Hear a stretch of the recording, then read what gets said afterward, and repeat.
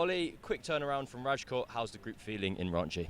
Yeah, group's feeling good. We're pretty disappointed with how the rest of that test match sort of planned out, but I think when you come to India, you know it's going to be tough. You know there could be those days, so we've got to put it behind us, and the mood's really good in the camp. And good news for England, Ben Stokes had a long bowl this morning. Is that looking positive in terms of him rolling his arm over in a couple of days' time? Yeah, I mean he's looking good. I think he's feeling good. I'm sure you'll see how he pulls up tomorrow. He's had a good bowl today at the batters. See how he pulls up tomorrow, and he's going to make his own decisions on that. Obviously, he's an optimist, so fingers crossed he's all good. Joe Root often spoke about when he was captain how difficult it was to stop Ben bowling once he started.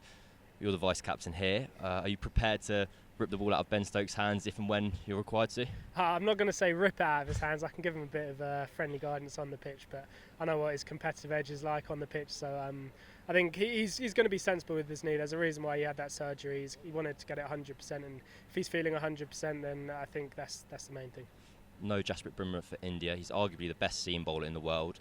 That's got to be a positive for England. Yeah, I mean, look, he's bowled phenomenally throughout this series, especially with that reverse swing ball. He's been a massive part of their team, so it will be a miss for them. But look, Siraj took 4 wickets in that last game as well. They've got some highly skilled seamers as well, so obviously that's the way it goes when you've got a quality seamer like that. We put in a 5-match series, they're probably going to be rested at some point. Because of no Bumrah, there's been some chat about whether this wicket's going to spin more than the others we've seen in this series. Have you had a chance to look at the pitch? What are England expecting? Yeah, it looks a strange pitch. It looks quite platey. Sort of half of it looks really nice to bat on, and then the other side looks interesting. But I think we're going to see how it goes today. It's obviously having a day in the sun today, so we're going to have a look at it tomorrow and then decide on the team from there. But yeah, it looks like it could do a little bit. So is there a chance England revert to the 3 spinners, 1 seamer option here? I'm not sure yet. I think we're going to have to come back and make a decision tomorrow.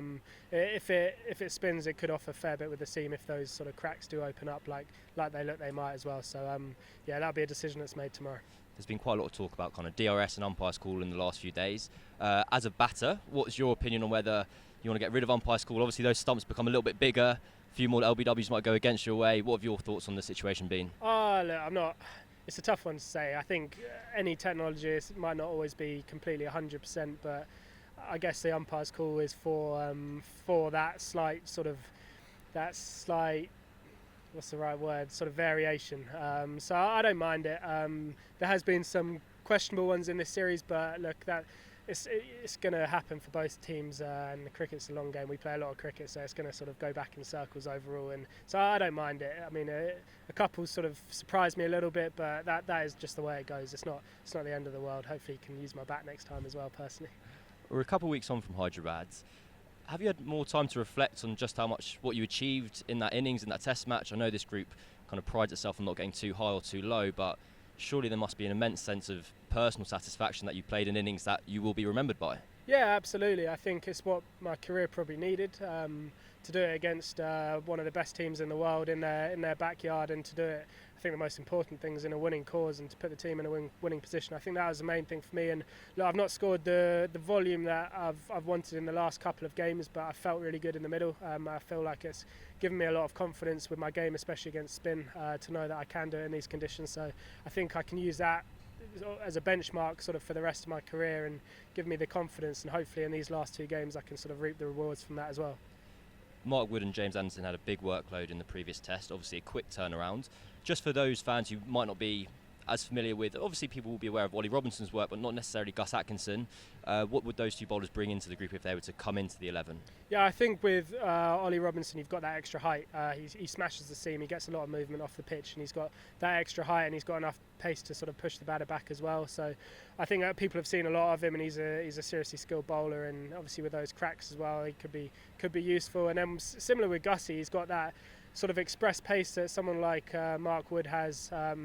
He's fresh as well, so if he gets the nod as well, he's going to provide that point of difference with the pace. Obviously, I think Jimmy and Woody are feeling good. Both of them are feeling pretty good. So that'll be a decision that's made tomorrow. But if Ollie Robinson or Gus does come into the lineup, then they've both got a lot to offer, especially on a wicket like this. Ollie, thanks very much. Cheers. On AM, on DAB, via the talkSPORT app, and on your smart speaker. talkSPORT.